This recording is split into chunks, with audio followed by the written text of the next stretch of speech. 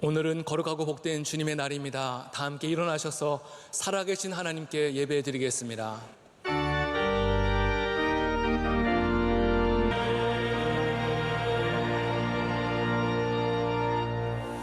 하나님은 영이시니 예배하는 자가 영과 진리로 예배할지니라. 아멘.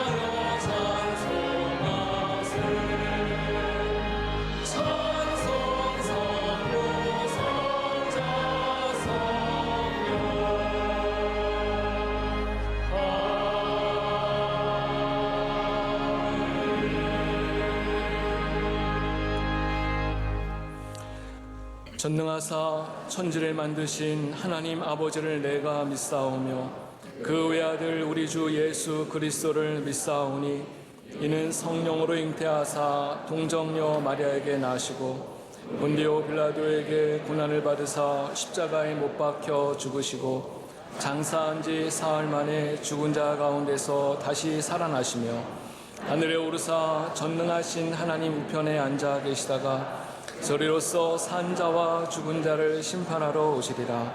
성령을 믿사오며 거룩한 공회와 성도가 서로 교통하는 것과 죄를 사하여 주시는 것과 몸이 다시 사는 것과 영원히 사는 것을 믿사옵나이다. 아멘.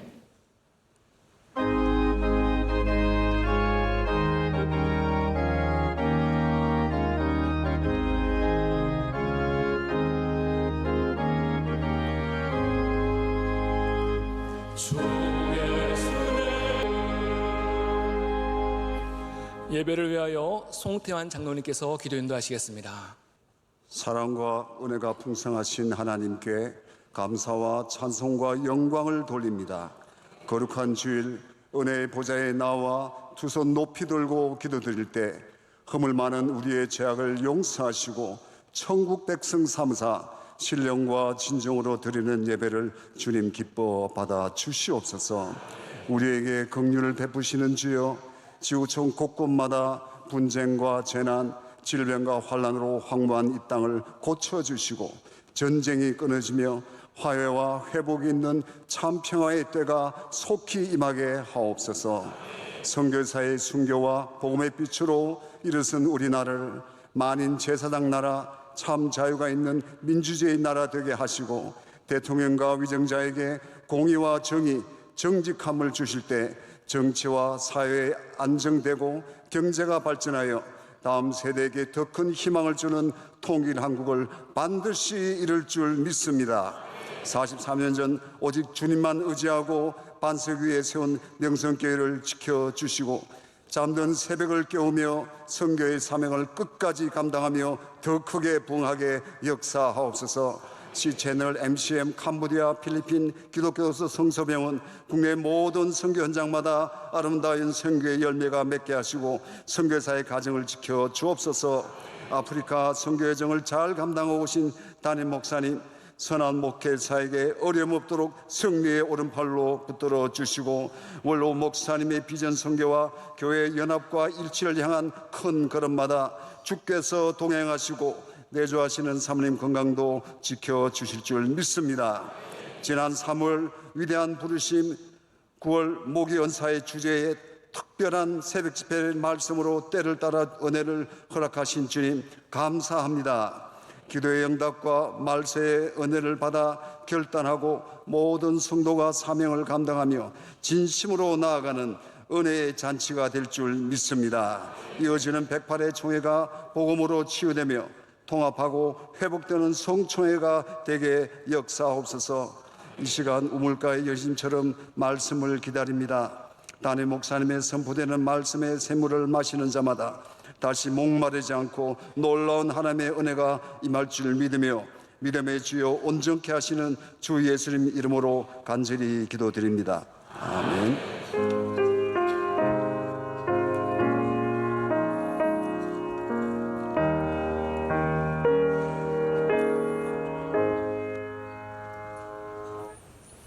오늘 우리에게 주시는 하나님의 말씀은 신약성경 요한복음 4장 3절에서 9절 말씀입니다. 요한복음 4장 3절에서 9절입니다.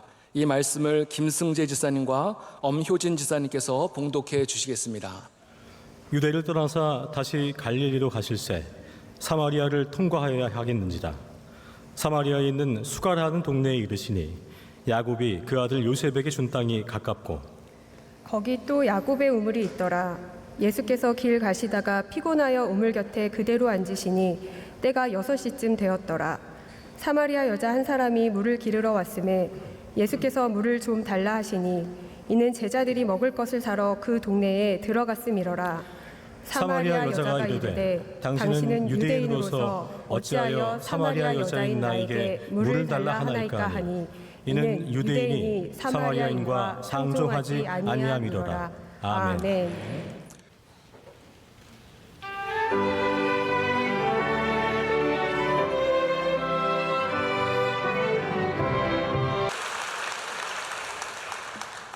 이제 말씀으로 은혜 받는 시간입니다. 담임 목사님께서 놀라운 하나님의 은혜 세 번째 시간 물을 좀 달라 제목으로 말씀 증거하실 때 큰 은혜 시간 되실 줄 믿습니다. 은혜의 이 놀라움을 깨닫는 것이 신앙입니다. 우리는 은혜를 깨달을 때 그 은혜 속에 주시는 하나님의 평강을 누리게 됩니다.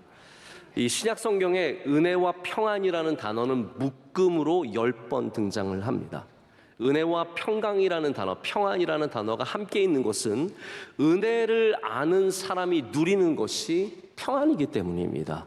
하나님이 나와 함께 하시는구나, 내게 은혜 주시는구나 하는 것을 깨닫는 순간 우리 안에는 평안이 다가옵니다. 여러분, 오늘 은혜가 있으시길 축복합니다. 그러면 그 은혜 가운데 평안의 물결이 함께 임하게 되는 것이죠. 또한 은혜를 아는 사람은 감사하는 사람이 됩니다. 이 감사라는 단어는 헬라어로 유카리스트라고 하는데요, 이 안에는 카리스라고 하는 단어가 들어가 있습니다. 카리스라는 단어가 은혜입니다. 그래서 감사는 은혜를 아는 사람이 하나님께 올려드리는 영적인 반응이라고 칼 바르트라는 신학자가 말합니다. 이번에 우리가 놀라운 하나님의 은혜라는 주제로 말씀을 나누고 있습니다. 은혜는 놀라움이 있습니다. 여러분, 놀라움이라는 것이 어떤 것일까요? 이 amazing이라는 단어가, 놀라움이라는 단어가 우리에게는 위대하다, 크다라고 인식이 되기 쉽지만 사실 명확한 사전적인 의미는 이것이 크다와는 상관이 없습니다. amazing이라는 단어의 사전적 의미는 making someone feel extremely surprised라고 되어 있습니다. 이 말이 무슨 말이냐면 누군가에게 극도로 놀라운 감정을 갖게 하는 것이다 라고 정의합니다. 이 말은 다시 말하자면 놀랍다는 것은, amazing하다는 것은 그냥 크고 위대한 것이 아니라 우리의 상식과 우리의 이성을 넘어서는 무엇인가가 있다는 것을 말하는 것입니다. 여러분, 놀라운 곳에 은혜가 있습니다. 은혜가 있는 곳에 놀라움이 있습니다. 오늘 본문 사건이 바로 그러한 놀라움이 기록되어 있는 은혜의 사건입니다. 제가 얼마 전에 마친 성경 앱에서 하는 묵상이 있었습니다. 이 묵상은 하나님의 은혜에 대한 것이었는데, 이 묵상에서 우리에게 소개하는 신약 성경의 3가지 은혜의 장면이 있더라고요. 첫 번째는 오늘 본문과 같은 곳에 있는 이 사마리아 여인, 이 우물가의 여인이 받는 은혜를 말하고요. 두 번째는 예수님을 배반했다가 다시 예수님 만나게 된 베드로의 이야기가 나와 있습니다. 세 번째는 예수님과 함께 십자가의 곁에 달렸던 2명의 강도 중에 예수님을 주로 고백하고 구원함을 얻게 되는 강도의 이야기가 나옵니다. 이들이 놀라운 은혜를 받았던 사람들이라고 표현을 하고 있습니다. 그런데 성경이 우리에게 주신 더 큰 은혜는 무엇입니까? 그 은혜가 베드로에게만 임한 것이 아니라, 사마리아 여인에게만 임한 것이 아니라, 강도에게만 임한 것이 아니라 오늘 여기에 있는 우리에게도 그 은혜가 임했다는 것입니다. 여러분에게도 그런 은혜가 함께한다는 것이죠. 그것이 놀라운 은혜입니다. 오늘 말씀에는 그런 놀라운 은혜가 담겨 있습니다. 어떠한 것이 놀라운 은혜이겠습니까? 이 놀라운 은혜는 오늘 단 한 가지만 여러분께 말씀을 드린다면 나를 찾아오시는 예수님의 은혜이자 놀라운 은혜입니다. 우리 그리스도인들이 반드시 신앙인들이 알아야 하는 성경의 중요한 명제가 있습니다. 그것이 뭐냐 하면 내가 예수님을 먼저 믿었고 내가 예수님을 먼저 사랑하고 내가 먼저 예수님께 나아간 것이 아니라 주님께서 우리를 먼저 사랑해 주셨고 우리에게 먼저 다가와 주셨다는 사실입니다. 로마서 5장 8절, 오늘 우리가 불렀던 찬송가와 같은 것입니다. 우리가 아직 죄인 되었을 때 그리스도께서 우리를 위하여 죽으심으로 하나님께서 우리에 대한 자기의 사랑을 확증하셨느니라 라고 말하고 있습니다. 우리가 아직 죄인 되었을 때, 우리가 주님을 알지도 못할 때 하나님께서 먼저 우리를 사랑해 주셨고 먼저 우리에게 손 내밀어 주셨고 우리에게 다가와 주셨다는 것이죠. 사마리아 여인이 예수님을 찾아간 것이 아닙니다. 사마리아 여인이 예수님을 기다린 것도 아닙니다. 이 여인은 그냥 물 기르러 갔습니다. 우리의 절망 속에서, 우리의 괴로움 속에서 나아갈 때 주님께서 먼저 우리를 찾아와 주신다는 것, 이것이 바로 은혜의 모습입니다. 근데 그 가장 놀라운 은혜의 모습이 바로 예수님께서 이 땅에 오시는 것으로 성경에서는 우리 가운데 보여주고 있습니다. 말씀이신 하나님께서 우리 인간의 모습으로 이 땅에 오셨습니다. 여러분 그것을 믿으십니까? 예수님은 바로 하나님께서, 말씀이신 하나님께서 우리 가운데 오신 성육신입니다. 그런데 우리가 이 사건을 보면서 기적이다, 놀랍다, 대단하다라고 생각을 하지만 저는 이것을 그냥 기적과 신비, 미스테리로 보지 않습니다. 하나님께서 우리 인간의 모습을 갖고 오신 것은 기적이 아니라 은혜입니다. 하나님께서 우리 가운데 오신 것은 신비가 아니라 은혜입니다. 우리를 사랑하셔서 우리를 구원하시기 위해서 오신 바로 은혜의 모습이라는 것이죠. 오늘 사마리아 여인을 여러분 너무나 잘 아실 겁니다. 세상에 많은 사람들이 왔다 가지만 성경에 기록되어 있는 사람들은 영원토록 기억되는 사람들입니다. 그 중에 사마리아 여인은 참 안타까운 부분이 있다면 이 여인은 영원토록 5 남편을 둔 여인으로 기억될 것입니다. 5명의 남편이 있는 여인. 사람들은 이런 이야기를 좋아합니다. 가십이라고 하죠. 남의 부끄러운 이야기, 누가 어떤 문제를 갖고 있는지, 누가 어떤 잘못을 했는지, 아니 이게 조금 더 옮겨지면 누가 무슨 차를 모는지, 어떤 집에 사는지, 학교는 어디를 나왔는지, 돈은 얼만큼 버는지, 그 집 아들은 어느 직장에 들어갔는지, 그 집 딸은 어떤 학교에 들어갔는지, 우리는 그러한 것에 굉장히 관심을 많이 갖습니다. 근데 여러분, 우리가 사마리아 여인의 이야기를 읽으면서 그 여인의 가십거리에 너무 관심을 가지면 안 됩니다. 성경이 우리에게 보여주고자 하는 것은 이 여인이 5명을 둔 그런 여자로 그것이 끝나는 것이 아니라 이 여자에게 예수님께서 찾아가셨다라는 거예요. 그리고 그의 삶이 예수님으로 말미암아 변화받았다라는 것, 그것이 오늘 우리가 정말로 관심을 가져야 하는 부분입니다. 여기가 바로 이 부분이 놀라운 은혜가 시작되는 부분입니다. 사마리아 성의 한 여인이 우물에 나왔습니다. 근데 예수님께서 바로 그에게 찾아오셨습니다. 이것이 우리의 얘기입니다. 오늘 우리가 예배를 드리러 나왔는데 여러분은 어디에 관심 있으십니까? 누군가의 헤어스타일에 집사님 머리 스타일 바뀌었네, 권사님 가방 바뀌었네, 집사님 새 차 사셨네. 우리는 그러한 남의 무엇인가에 관심을 갖는 것이 아니라 나에게 찾아오시는 예수님에게 관심이 있으셔야 합니다. 그래야 은혜를 받습니다. 오늘 이 시간 가장 중요한 것은 예수님이 바로 이 예배에 여러분을 찾아오셨다는 것이죠. 은혜는 어려운 길을 찾아갈 때 그 은혜가 더욱더 빛나는 게 되는 것 같습니다. 이 세상에는 굉장히 험악한 지역들이 있습니다. 제가 이번에도 남아공을 가니까, 남아프리카 공화국이죠.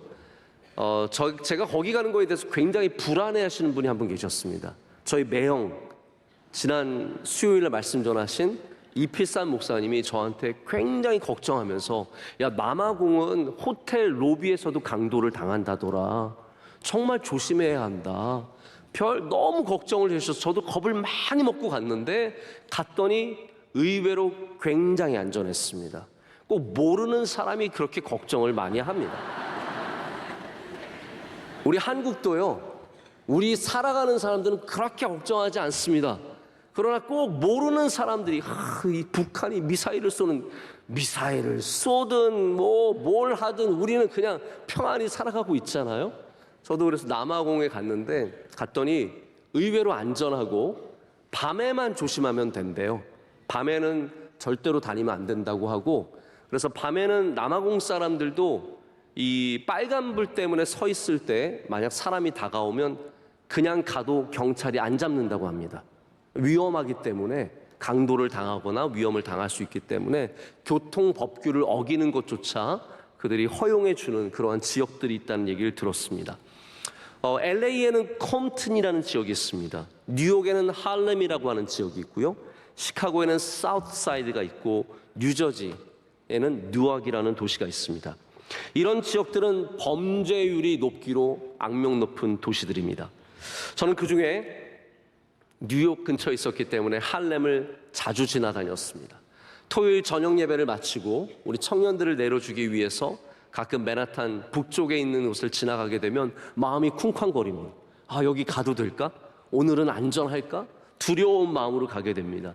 제가 맨정신에 제가 그냥 스스로 선택해서 그곳을 간 적은 단 한 번도 없습니다. 늘 안에는 뭔가 불안함이 있는 것이죠. 근데 왜 예수님께서 이 사마리아를 지나가셨을까요? 사마리아는 그냥 우연히 지나가는 자리가 아닙니다. 예수님께서 요한복음을 보면 요한복음 아주 초반에 예루살렘으로 내려오시는 장면이 나옵니다. 그때는 예수님께서 사마리아를 들리지 않으셨습니다. 그러나 올라가시는 길에 다시 사마리아를 의도적으로 지나십니다. 유대인들은 여기를 지나가지 않습니다.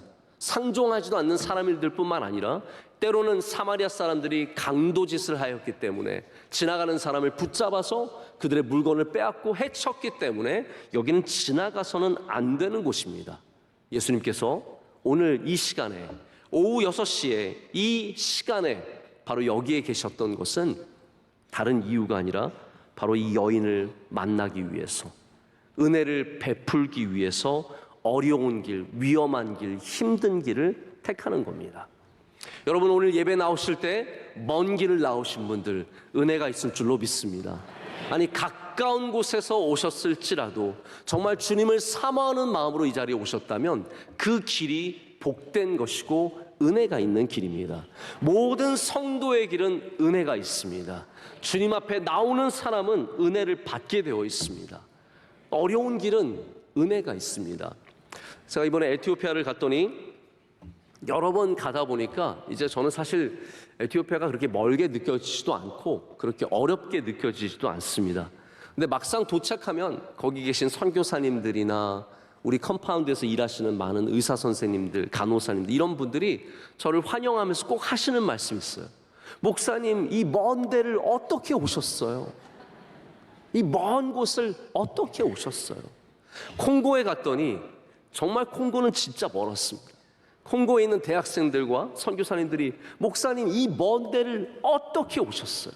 제가 아프리카 가서 맨날 듣는 얘기가 이 먼 데를 어떻게 오셨어요? 근데 그게 무슨 인사입니까? 힘든 길을 와줘서 고맙다라는 인사예요. 제가 뭐 신라면 박스 하나 가져가서 좋아하는 게 아니에요. 물론 그것도 되게 좋아합니다.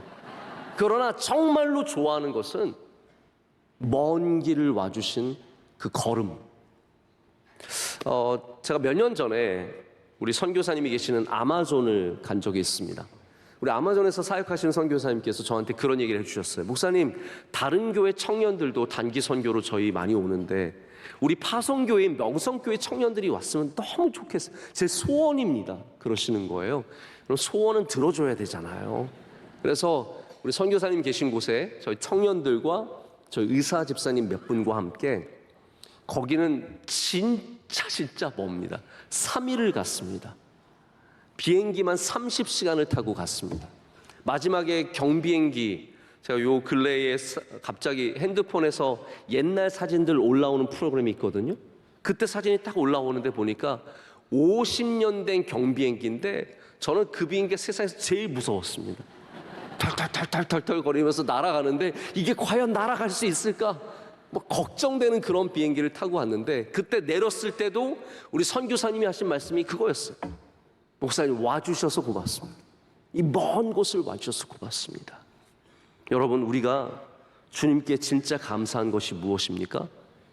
이 먼 곳에, 이 어려운 곳에 나 같은 사람에게 찾아와 주셔서 감사하다 아니겠습니까? 나에게 와주신, 내 삶에 와주신, 사마리아까지 와주신, 우리 명성교회에 오신, 할렐루야, 우리에게 오신 주님께 우리는 그 은혜에 감사하는 사람들이 되어야 합니다. 예수님께서 사마리아 여인에게 가시니까 사람들이 놀랐습니다. 제자들이 나중에 음식을 가지고 돌아오니까 예수님께서 사마리아 여인과 대화를 나누고 계셨어요. 이 이야기가 27절에 나옵니다. 27절에 제자들이 그 예수님이 사마리아 여인과 대화를 나누시는 걸 보면서 굉장히 이상하게 여겼습니다. 아니 어떻게 저럴 수 있을까? 사마리아 사람과 게다가 여자와 마주하고 얘기를 나누고 계시는 거예요. 제자들은 이걸 받아들이기가 쉽지가 않았습니다. 그런데 막상 예수님께 묻지는 못했어. 왜 그러고 계신지 이상하게 여기기만 했고 묻지는 못했습니다. 아마 제자들 마음에는 여러 가지 걸리는 것들이 있었을 겁니다. 왜 이 여자를 만날까? 아마 그들은 여러 가지 이유로 그것을 판단했을 것입니다. 여러분, 우리가 내 안에 은혜가 많지 않으면요, 남들이 힘듭니다. 특별히 하나님께서 누군가를 사랑하시고 누군가에게 은혜를 베푸시는 것을 받아들이기가 굉장히 쉽지 않습니다. 아마 이 제자들은 그때만 해도 은혜를 많이 받지 못했던 것 같아요. 그러니까 예수님께서 이 여자와 얘기 나누고 있는 것 자체가 싫고 마음에 안 드는 거예요. 우리가 은혜를 많이 받아야, 여러분 교회 다니신 분들 꼭 기억하시길 바랍니다. 남들이 설교 들으실 때도 그런 분들 계셔. 이 설교 그 집사님이 들어야 되는데, 아니 여러분이 들으셔야 돼요. 은혜도 마찬가지입니다. 누가 은혜를 많이 받아야 되는데, 아니 내가 많이 받아야 돼요. 내가 은혜를 많이 받아야 남들을 보는 눈이 달라지게 되는 겁니다. 미국에 목회하시는 어떤 분이 교회 안에 어려운 분들이 계신 거, 뭐 불평하시는 분들도 있고 문제를 자꾸 일으키는 분들이 있잖아요. 그런 분들을 분류를 따로 한 다음에 이름을 지었어요. ERG라고 이름을 줬어요. EGR이라고 줬어요. EGR. 그게 뭐냐면 Extra Grace Required라는 뜻이에요. 더 많은 은혜가 필요한 사람들. 누구겠습니까? 문제를 정말 교회에 그런 교인들 가끔씩 있잖아요. 근데 제가 그걸 보면서 좀 마음에 도전이 있었습니다. 우리 교회도 EGR이라고 지을까? 그게 아니라 이게 뭔가가 모순이 있다는 거예요. 물론 그런 분들이 있습니다. 어려운 분들이 있습니다. 근데 정말로 은혜가 필요한 거는 그분들이 아니라 오히려 우리라는 거죠. 우리에게 은혜가 있으면 그분들을 감당할 수 있게 되는 거거든요. 혹시 여러분 가정 중에 장애가 있는 자녀들, 어려움이 있는 자녀들이 있으신 부모님들 계시지 않습니까? 그 아이들이 은혜를 받아서 고쳐지는 것도 굉장히 중요하겠지만 내가 은혜를 받아야 그 아이를 감당할 수 있게 됩니다. 우리가 교회에서 봉사할 때 이상한 사람들 있으면 저 사람도 어떻게 좀 바뀌면 좋겠다? 근데 아닙니다. 내가 은혜를 받으면 감당할 수 있는 것이 있거든요. 여러분 찬양대도 은혜를 받으셔야 감당하시게 되는 것이고, 우리 봉사하는 모든 분들도 다 마찬가지라는 거죠. 제자들에게 어쩌면 더 많은 은혜가 필요하지 않았을까? 자, 그런데 또 한 사람이 굉장히 놀랍니다. 그 사람은 바로 사마리아 여인 그 자신이었습니다. 9절에 이 여인이 얼마나 지금 자기가 놀라운 상황에 놓여 있는지를 말하고 있습니다. 9절 말씀 한번 보실까요? 이렇게 되어 있습니다. 사마리아 여자가 이르되 당신은 유대인으로서 어찌하여 사마리아 여자인 나에게 물을 달라 하나이까니 이는 유대인이 사마리아인과 상종하지 아니함이로라. 여러분 이 말씀이 어떠한 말씀입니까? 어떻게 나에게 은혜가 있을 수 있을까? 내가 어떻게 주님께 예배드리고 주님께 나아가고 구원함을 얻고 이런 은혜를 얻을 수 있을까? 이것이 바로 가장 큰 놀라움이라는 것입니다. 오늘 예배드린 여러분에게 이러한 놀라움이 있으시길 축복합니다. 나 같은 사람이, 나 같은 죄인이, 나같이 부족한 사람이 어떻게 주님의 은혜를 얻을 수 있을까? 이것을 깨닫는 사람에게 복이 있습니다. 사람들은 부끄러운 일을 당하거나 실패하거나 어려운 일이 있으면 사람 만나는 것이 싫습니다. 그냥 숨고 싶고요, 살고 싶은 생각도 별로 없습니다. 아마 이 사마리아 여인은 그러한 어려움이 있었을 겁니다. 5번 결혼에 실패한 사람으로서 옛날에는 친구도 많았고 만나는 사람도 많았지만 점점 사람들과 멀어지고 이제는 다 싫은 거예요. 그런데 하나 귀한 것은 그래도 살려는 마음이 있었어요. 우리가 거기서 어떻게 할 수 있습니까? 물을 기르러 나갔잖아요. 이거는 살겠다는 말이거든요. 나 살고 싶다는 말입니다. 그런 여인에게, 실패했지만 그래도 살기를 소망하는 여인에게 예수님께서 나가셔서 그 여인을 만나주시고 그 여인에게 가장 중심을 물어보시고 그 가운데 생수, 그냥 우물이 아니라 예수 그리스도라고 하는 구원의 생수를 부어주시는 놀라운 역사가 오늘 일어나게 됩니다. 여기는 장소도 중요합니다. 사마리아는 장소도 중요하지만 우리가 간과하지 말아야 할 것은 시간이 나와 있다는 것이죠. 오늘 성경에는 6시라고 되어 있습니다. 6시. 여러분에게 6시는 어떠한 시간입니까?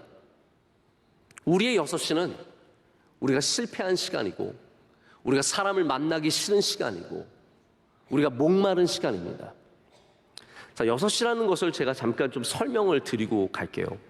우리가 사마리아 여자에 대한 설교를 얼마나 많이 들었습니까? 많이 들으셨죠?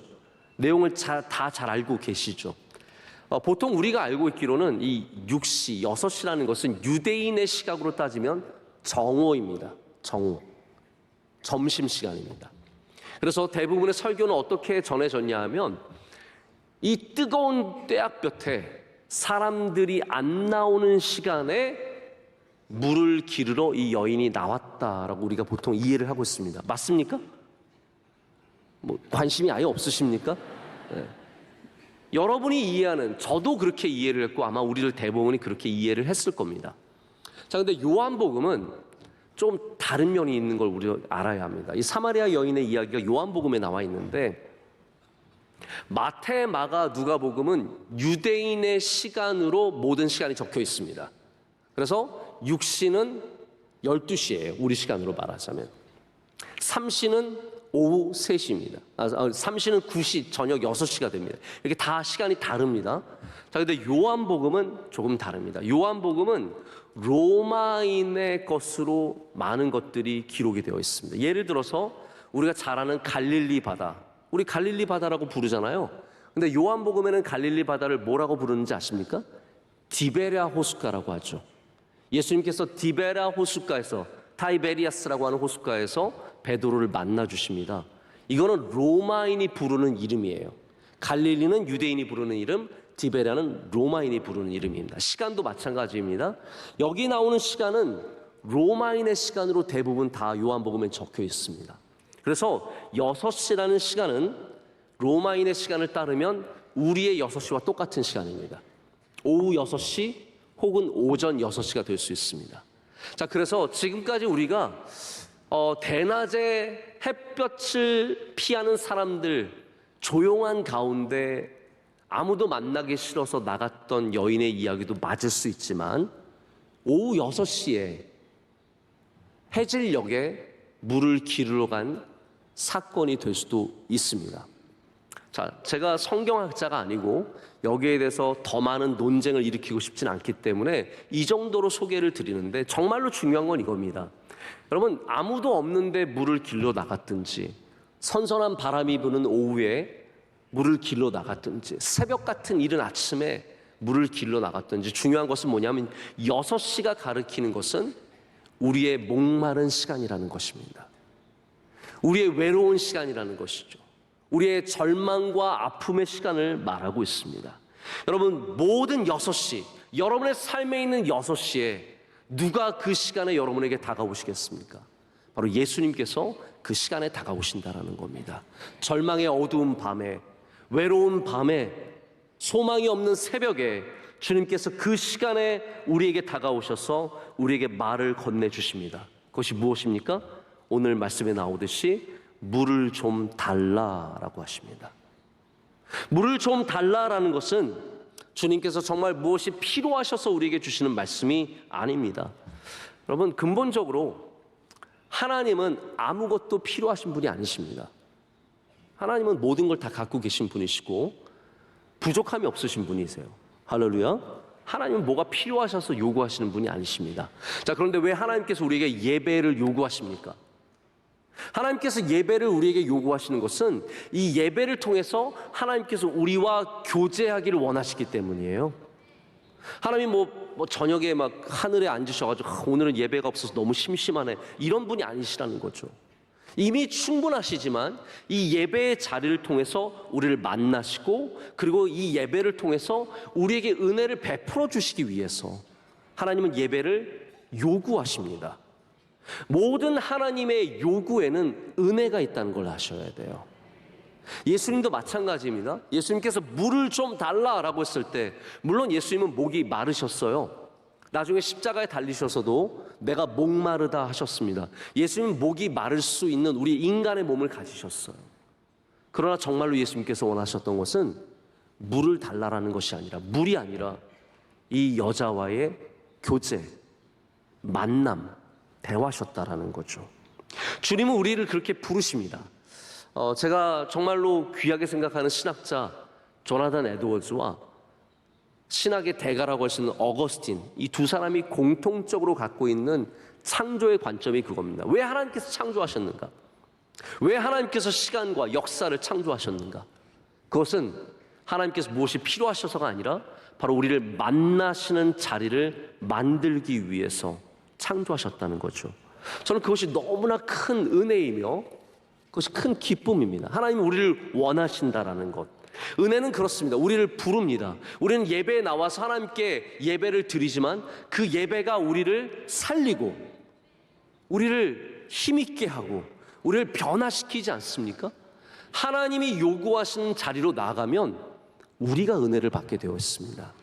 하나님이 부르시는 그 자리로 나가면 하나님만 영광 받으시는 것이 아니라 우리가 함께 치유를 받고 은혜를 받는다는 것이죠.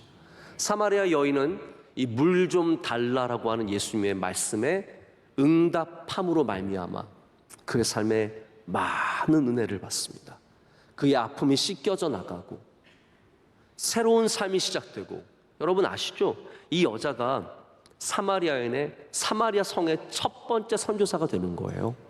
예수님 만난 다음에 성으로 뛰어 들어가서 보십시오, 여기에 생수가 있습니다. 여기에 새로운 분이 오셨습니다. 지금까지 우리는 예루살렘에서 예배도 못 드리고 여기서 예배 드렸지만 우리는 육신으로 예배 드리는 것이 아니라 이제는 사마리아인의 모든 것을 벗어버리고 영과 진리로 예배하게 됩니다. 막 전파하고 다녔어요. 사람들이 가서 예수님을 만나고 예수님께서 무려 이틀이나 사마리아 성에 유숙하시면서 말씀을 가르치시고 사람들을 구원의 길로 인도하십니다. 여러분, 이 은혜가 얼마나 큰 은혜입니까? 여러분들도 은혜를 사모하시면 좋겠습니다. 그리고 그 은혜가 얼마나 우리 삶 가운데 충분한지를 꼭 깨달으셨으면 좋겠습니다. 우리 사람들은요, 좋은 것을 더 가져야 내가 좋은 인생이 된다고 생각을 하는 것 같습니다. 자꾸 좋은 것에 좋은 것, 좋은 것에 더 좋은 것을 갖고자 합니다. 화장을 해도요, 하나만 안 바릅니다. 이것도 바르고 더 좋은 것 바르고 더 좋은 것 바르고 더 좋은 것 바르고 더 좋은 것 바르는 거예요. 그럼 우리가 그걸 뭐라고 얘기합니까? 떡칠이라고 얘기를 합니다. 더 좋은 걸 바른다고, 계속 좋은 걸 바른다고 더 예뻐지는 게 아닙니다. 음식도 그렇습니다. 좋은 걸 더 넣으면 더 맛있는 것이 될까요? 그렇지 않습니다. 우리가 뭐 세계적인 음식이라고 하는 그런 것들 다 섞어 놓으면 제일 맛있는 게 될까요? 그렇지 않습니다. 뭐 캐비아에 푸아그라에 송로버섯 다 뿌려서 확 하면 이야 이거 진짜 맛있겠구나, 그렇지 않다라는 거예요.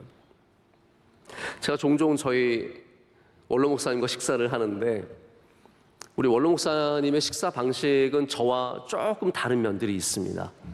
때로 이제 저희가 매운탕이라고 하는 탕을 먹게 되잖아요. 이제 식사를 다 마치고 나서 탕이 나왔어요. 그러면 저희 원로 목사님은 그거를 가만히 못 드십니다. 준 대로 드시는 법이 없으세요. 여러분, 매운탕은 그냥 생선에 무에 대파에 좀 약간 해서 하면 맛있어요. 마늘만 들어가도 맛있어요. 그런데 우리 원로 목사님 거기에 남은 반찬을 다 넣으셔야 직성이 풀리세요. 김치 좀 넣어라. 김치 막 남은 거 다 넣으시고, 시금치 넣어라. 양파 넣어라. 다 넣으셔서 펄펄펄 끓이면 아 좋다 그러시고 딱 드시면서 맛있다 그러세요. 맛있다. 저는 먹어보면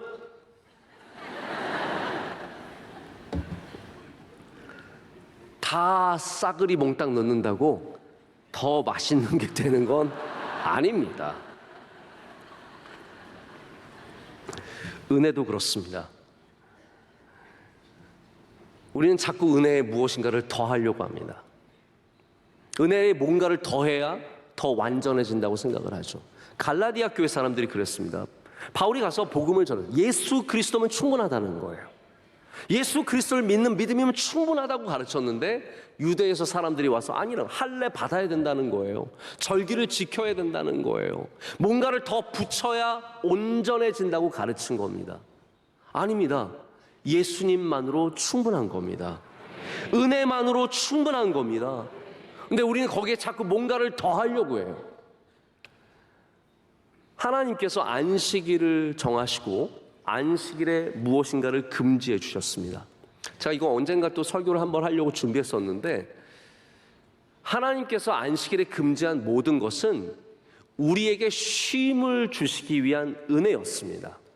그래서 하나님이 금지한 것을 은혜로 볼 수 있어야 그 금지한 것이 우리에게 시험이 되지 않습니다. 은혜입니다. 근데 유대인들은 하나님이 금지하신 것 외에 뭘 갖다 계속 붙이는 거예요. 이것도 하면 안 되고 저것도 하면 안 되고. 그래서 안식일이 예수님 때에는 너무 많은 것이 붙여져서 심지어는 손 많은 사람을 고치고자 하는데 사람들이 안 된다는 거예요. 눈먼 사람을 고쳤는데 사람들이 예수님을 자꾸 재판에다 붙이려고 하는 겁니다. 그거 신성모독이라는 거예요. 제가 얼마 전에 우리 한국에 계신 이스라엘 대사님 댁에 가서 샤밧 디너라고 하는 안식일 저녁 식사를 함께 했습니다. 저희 아내와 가서 그분 가족과 함께 식사를 했습니다. 아주 좋은 분이세요. 식사도 너무 맛있게 나와서 진짜 맛있게 먹었습니다. 다 마치고 나서 우리 기념사진을 하나 찍자고 다 같이 서서 기념사진 찍자 그러는데 대사님이 안 된대요. 기념사진 안 찍어 너무 섭섭하잖아요. 왜 안 되냐 그랬더니 안식일 날 사진 찍으면 안 된대요. 그래서 이거 무슨 법이냐. 근데 뭐 안 된다는데 어떻게 하겠어요. 제가 뭐 억지로 끌어다 찍을 수도 없고. 그래서 안 찍고 나왔어요. 너무 제가 마음이 아쉬운 거예요. 사진도 찍으면 안 된대. 그게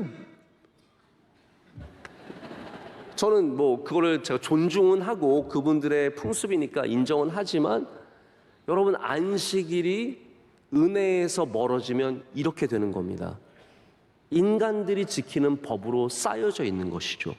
우리가 이 시대에 이 교회가 회복해야 하는 것이 무엇입니까? 우리가 회복해야 하는 것은 율법이 아니라 은혜입니다. 은혜면 충분하다라는 것, 은혜가 우리를 구원의 길로 인도한다라는 것. 우리에게 필요한 것은 생수가 아니지 그 생수에 뭐 색깔을 더 보태고 거기다 향을 더 보태는 그런 것이 아니라는 겁니다. 은혜는 그것만으로 충분합니다. 그리고 그 은혜가 우리를 그 자리에 머물지 않게 하고 그 은혜가 우리를 더 귀한 곳으로 데려갑니다. 이 사마리아 여인이 은혜를 받았지만 그것만으로 충분했던, 그 삶이 변화되고 그 삶이 새로운 삶으로 나아가게 된다는 것이죠. 제가 이제 말씀을 정리를 좀 하고 맺으려고 합니다. 이 놀라운 은혜의 정말 귀한 또 다른 은혜는 뭐냐면요, 그 은혜가 이미 우리와 함께 하고 있다는 사실입니다. 이여령 박사님 기억하시죠? 돌아가신 이여령 박사님이 우물을 파는 사람이라는 책을 쓰셨는데 이분이 회심하고 나서 예수님 믿고 나서 쓰신 책입니다. 여기 이런 내용이 나와요. 워싱턴 포스트라고 하는 신문사에서 아주 유명한 바이올리니스트를 데려다가 연주를 시켰습니다. 조슈아 벨이라고 하는 입장권만 수백만 원을 넘어가는 아주 뛰어난 바이올리니스트라고 합니다. 이분이 300만 불짜리 바이올린 스트라디바리우스를 가지고 워싱턴에 있는 데팡스라고 하는 지하철역에서 1시간 동안 연주를 했습니다. 7시 반에서 8시 반까지 연주를 했습니다. 이 역은 정말 미국에 있는 최고의 지성들이 다 지나가는 역입니다. 이 벨이라고 하는 연주자가 자기를 알아보는 사람이 너무 많아서 이 연주를 분명히 마칠 수 없을 거라고 장담할 정도였습니다. 1시간 동안 연주를 했는데 어느 누구도 조슈아 벨을 알아보지 못했고 그의 음악에 귀를 기울이는 사람이 없었습니다. 한 명만이 와서 그의 음악을 듣고 갔는데 그 역에서 일하는 구두닦이였다고 합니다. 이여령 교수님, 평생 동안 하나님을 거부했고 하나님을 믿지 않았던 이분이 이렇게 이 책에서 얘기하고 있습니다. 하나님은 이미 우리 곁에 계십니다. 아름다운 하나님의 음악이 이미 연주되고 있는데 우리는 바삐 출근하느라고, 지하철을 타러 뛰어가느라고, 삿된 목적을 쫓느라고 그 음악을 듣지 못하고 있을 뿐입니다 라고 말하고 있습니다. 여러분, 우리의 우물가에 예수님은 이미 우리와 함께하고 계십니다. 우리의 6시에 예수님은 그 자리에 계셨습니다. 우리의 어려운 자리에, 절망의 자리에, 어두움 속에, 괴로움 속에 주님은 이미 그때도 우리와 함께 하셨습니다. 우리가 귀를 기울여야 하는 음성은 물 좀 달라라고 우리를 초대하시는 주님의 음성입니다. 오늘 그 음성을 들으시고 다 주님을 만나시고 주님의 은혜를 놀랍게 누리시는 여러분 되시기를 축복합니다. 기도하겠습니다. 하나님 아버지 감사합니다. 오늘 우물가에 나온 우리 모두를 만나주시고 주님의 은혜를 풍성히 내려 주시옵소서. 주님을 떠났던 사람들이 있으면 다시 찾아오게 하여 주시옵고, 우리 삶에 너무 바빠서 주님을 발견하지 못한 사람들이 있으면 이 시간 이미 우리와 함께 하시는 주님을 발견하는 은혜를 내려 주시옵소서. 예수님의 이름으로 기도드립니다. 아멘.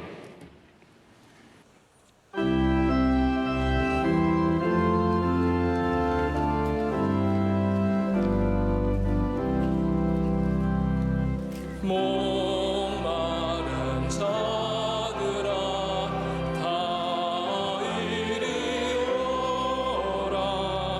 이곳에 좋은 샘 흐르도다. 힘쓰고 애쓰니 없을지라도 이 샘에 오면 다 마시겠네. 이 샘에 솟는 물 강같이 흘러 온 천하 만국에 다 통하네. 빈군하기 전에 분별이 없이 다 서시고 또 마시겠네. 생명수 샘물을 마신 자마다 목 다시 마르지 아니하고 속에서 솟아나 생수가 되어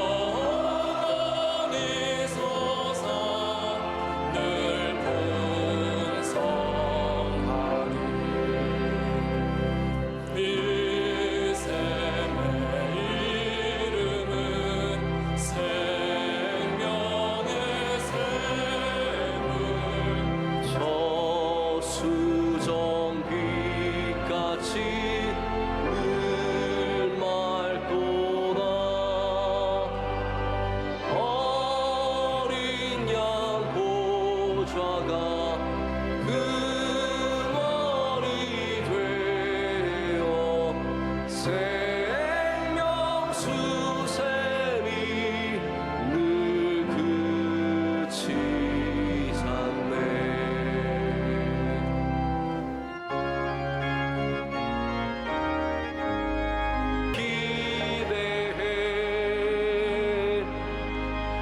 이제는 우리 주 예수 그리스도의 크신 은혜와 하나님 아버지의 영원하신 사랑과 성령님의 함께하시며 임재하심이 주의 말씀을 붙잡고 은혜 받기를 간절히 소원하며 나아가는 주의 모든 사랑하는 백성들과 귀한 가정과 모든 생업들 위해 이제로부터 영원토록 함께하시기를 간절히 축원하옵나이다. 아멘.